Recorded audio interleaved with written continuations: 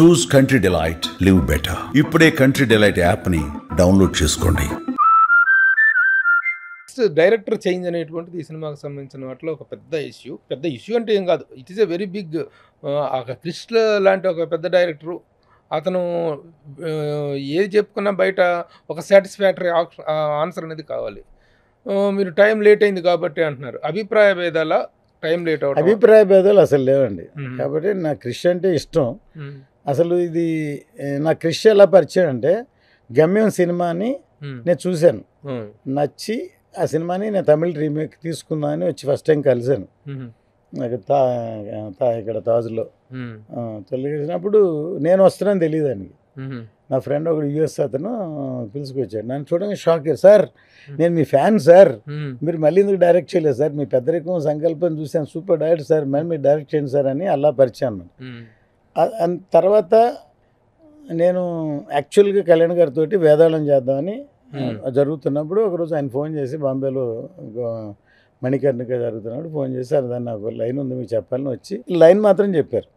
తర్వాత మాకు first election అయ్యే లోపు వేదాళం ఒక డైరెక్టర్, అసలు వేదాళానికే జ్యోతికృష్ణ పిలిచారు కళ్యాణ్ గారు.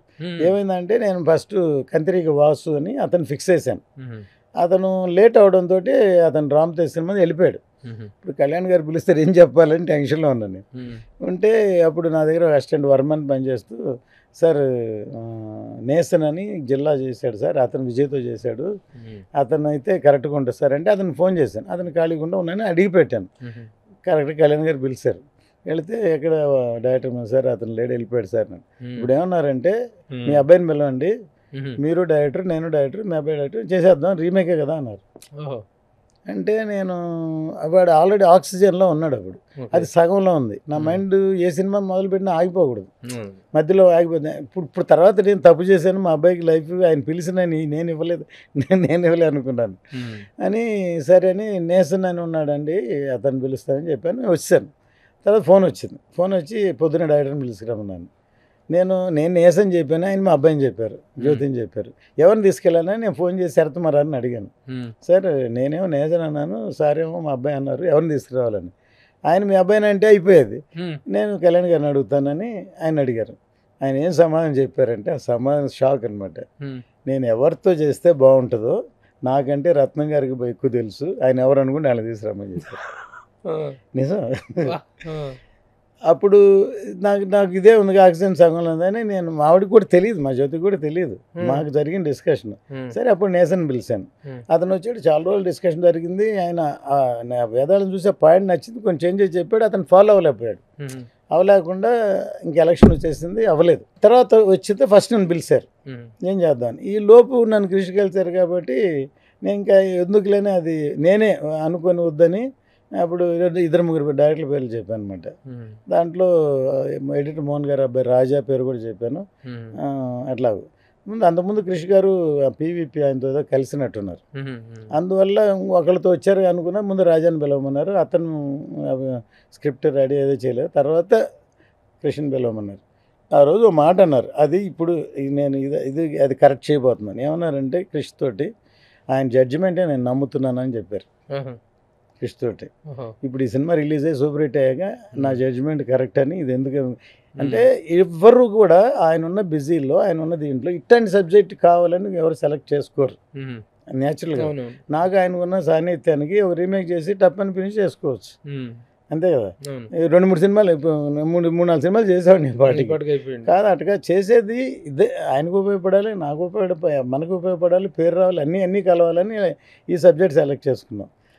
సో ఈ కాలక్రమేణా ఇంత టైం అయింది, కానీ లేట్గా వచ్చిన లేటెస్ట్గా వస్తుంది, ఖచ్చితంగా హిట్ కొడుతున్నారు. ఓకే, మీరు హిట్ కొడుతున్నారని దాని మీద డౌట్ లేదు. అది ఆ వేవ్ స్టార్ట్ అయింది already, no doubt about that. ఇందా నేను అడిగింది ఏంటంటే, కృష్ నిష్క్రమణ అనేటువంటి దానికి ప్రధాన కారణం ఏంటి? జ్యోతి ఎంట్రన్స్కి ప్రధానమైనటువంటి ఇదేంటి? జ్యోతి ఎంట్రన్స్ని తీసుకొచ్చింది, రమ్మంది మా అబ్బాయిని జరగల, అస్సలు జరగల. చాలా టైం అయింది కదా, ఇప్పుడు సంవత్సరాలు అయింది, తర్వాత ఇన్ని సినిమాలు రిలీజ్ అయినాయి, నిజం కూడా అదే. తర్వాత ఇంకా తనకి కమిట్మెంట్ ఉంది, వాళ్ళకి ఒక కంపెనీ ఉంది, ఆయన వాళ్ళ పార్ట్నర్ ఉన్నారు, తనకు వేరే సినిమా ఉంది, అందుకని ఇంకా తర్వాత కూడా అప్పటికి ఇప్పుడు మేమంటే వెయిట్ చేసి ఇప్పుడు ఏం చేస్తాం, ఇంకెప్పుడు అవుతుందో కూడా తెలియదు. ఆ సిచ్యువేషన్లో తను సార్ ఫ్రెండ్లీగానే చేయను. అప్పుడు జ్యోతి తప్ప ఈ సబ్జెక్ట్ని ఇంకెవరైనా సరే ఇలా హ్యాండిల్ చేసి ఉండరు, చేయలేరు. సగంలో వచ్చి ఎవరైనా డైరెక్టర్ అయినా వాళ్ళు వస్తారు, వాళ్ళ ఇష్టానికి ఇదేంటి అంటారు, అదేంటి అంటారు, ఎట్లా అంటారు, దాంట్లో ఇన్వాల్వ్ అవ్వలేరు, చేయలేరు. ఇప్పుడు నేను కొత్తగా బిల్డింగ్ కట్టడం ఈజీ, కానీ ఆల్రెడీ ఫౌండేషన్ వేసి వదిలేసిందని దాన్ని కట్టడం అనేది వేరేలా ఉంటుంది కదా రియల్గా. అట్లా కాదు, ఇప్పుడు ఏంటంటే శాతకర్ణి అనేటువంటి ఒక గొప్ప సినిమాని, హిస్టారికల్ సినిమాని within a no time mind blowing లెవెల్లో తీసాడు. కృషి గారికి ఉన్న ప్లస్ పాయింట్ ఏంటంటే ఫాస్ట్గా తీసేస్తారు, ఫాస్ట్గా తీసేసాడు. కానీ కళ్యాణ్ గారి దగ్గర ఒక ఇమేజ్ ఉన్న హీరో తోటి కమర్షియల్గా చేయాలంటే అక్కడ ఒక చిన్న ఇది ఉంది, ఫాస్ట్గా తీసిన ఎంత పెద్ద రేంజ్కి తీసుకెళ్ళాలనేది ఉంది కదా. అదే ఇక్కడ అక్కడ ఆ టైం కుదరలేదు కదా. జ్యోతికృష్ణ అంటే ఇది టెండర్ లవ్ స్టోరీస్ ఇవి యాక్సెప్ట్ చేయగలిగిన ఇంత పెద్ద స్పాన్ ఉన్నటువంటి సినిమాని హ్యాండిల్ చేయగలడని అనే కాన్ఫిడెన్స్ ఆ సెలక్షన్ మీద పవన్ కళ్యాణ్ గారితో ఫస్ట్ అప్పుడే ఆయన చెప్పి పిలవమన్నారు. తర్వాత క్రిష్ గారు వెళ్ళందు అంటే మీ అబ్బాయిని పిలవమన్నారు. పిలవమని ఆయనే చెప్పారు, మీ ఫాదర్ లెగసీ నిలబడాలి, నీకు నేను రెస్పాన్సిబిలిటీ ఇస్తున్నాను, ఏదన్నా అయితే నిన్నే పట్టుకుంటాను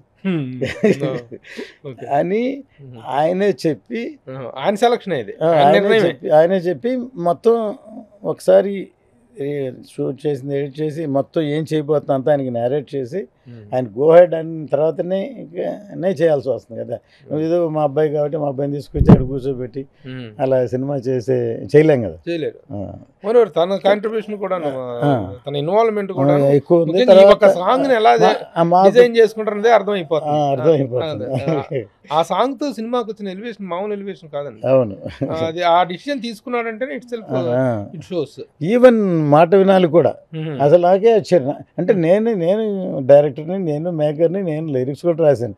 చాలా విషయాలు నేను బయట నేనే షాక్ అయ్యాను అనమాట. అసలు అట్లాంటి లిరిక్ రాయించి ఆ సిచ్యువేషన్ లో ఇది పెట్టాలని అది యాక్చువల్ బిగినింగ్ లో లేదు, తను అసలు ఏం లేదు, సెకండ్ హాఫ్ మొత్తం అనే రాశాడు. అసలు ఇప్పుడు ఈ సినిమాకి ఒక పార్ట్ 1 ఫినిష్ చేసి రావటానికి ఒక ట్రీట్మెంట్, స్క్రీన్ ప్లే, నేరేషన్, అసలు మెయిన్ కథ ఇప్పుడు అంతకుముందు మేము కొన్ని సీక్వెన్స్ల వరకే తీసాం, అసలు మెయిన్ కథే కానీ అయింది. దాంట్లో వచ్చేటంటే ఇక్కడ ఇట్లాంటి సినిమాలు పాటలు పెట్టడం కూడా కష్టం జనరల్గా కదా, కానీ వచ్చిన ప్రతి పాట బాగుంది అనిపించింది. చాలా బాగుంది. నేను తీసింది ఇందులో ఫస్ట్ లో ఒక పాటే కొల్లగొట్టినాదురు కమర్షియల్ సాంగ్ ఒకటే తీసాం, మాట వినాలి కానీ ఇది కానీ. తర్వాత ఆ అమ్మాయిది హీరోయిన్తో తీసిన సాంగ్ తారా సాంగ్ కానీ ఇవన్నీ కొత్త కంపోజ్ చేసి కొత్తగా చేసిన సాంగ్లే.